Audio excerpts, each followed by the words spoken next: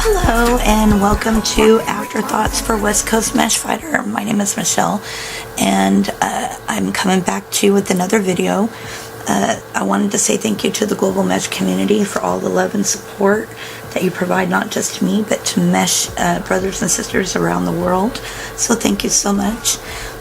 Also, we are now in the very high peak of summer, 100-degree plus days. Do what you can, please, to stay in a temperature-controlled environment. It does cause a lot of problems with chronic pain. I tend to drink a lot of tea, and of course, you guys all know I love my coffee. I have that first thing when I wake up.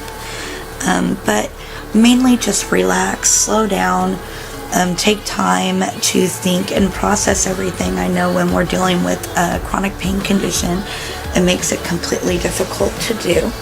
So I encourage that. Hot tea in the evening time. I like vanilla chai and some relaxing tea. Pain does change people. It changes people in ways that people that don't have to deal with chronic pain sometimes don't understand. I never thought in a million years I would ever own a dog, let alone a Pomeranian. And there's me and Romeo. He is my ball and chain, so to speak. He's with me all the time, and mainly because I have anxiety and depression, and that's what really got me started on my blog.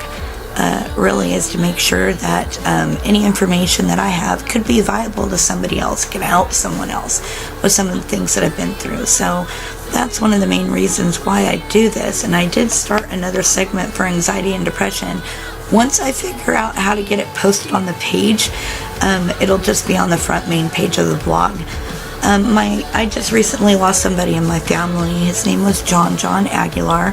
Was like a big brother to me. And one thing that I really loved about him is that despite what his challenges were, he always had goals. And he used to say, if you don't do it now, when are you going to do it? My biggest thing is I really don't know how to talk to people sometimes.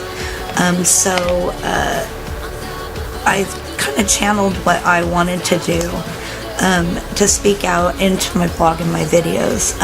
So hopefully I'll be able to get back to everyone. I know that I'm on different social media outlets and I'm trying to do a little bit every day.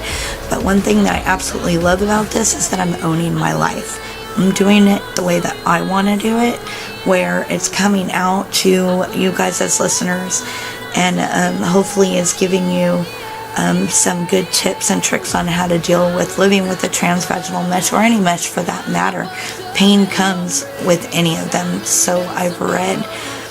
Some of the major side effects that I have to go through when I get really sick is IV therapy, and going to a hospital where they have to give me my antibiotics in the IV because my immune system is not strong enough. I kind of figured this out because every time I get sick I have to go to a hospital.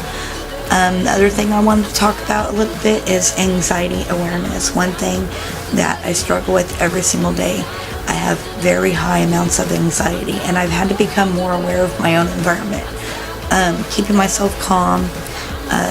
It's very difficult to talk about and explain to other people what sadness, depression, and anxiety does to you. It's not exactly like you can come out and explain everything, how it's affecting you. But it did get so bad with me that I didn't even leave my house, and I'm getting a lot better with that. But some of the signs of an anxiety disorder mainly is a social phobia and PTSD and OCD. Those are like my three main things. Social anxiety is a major one, which hopefully I can get more in detail as I continue to write and blog about it. But one thing I have learned is how to relax myself in the middle of an anxiety attack.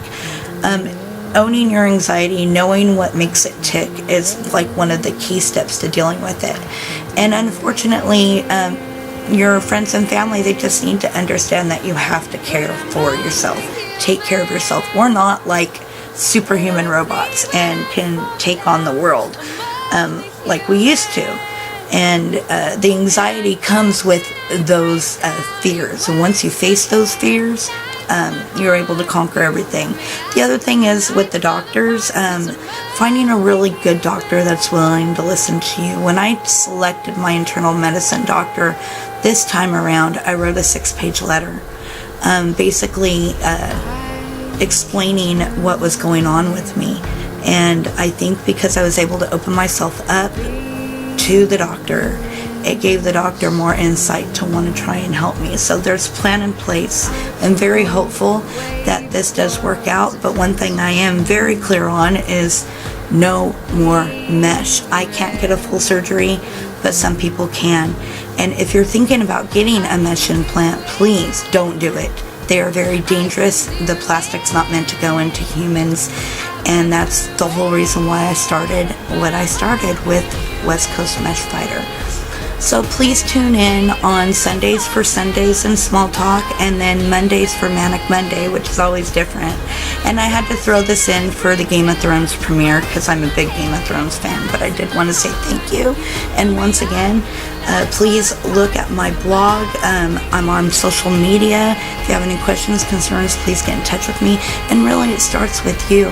You start believing in yourself, you can conquer the world. Thank you, and God bless.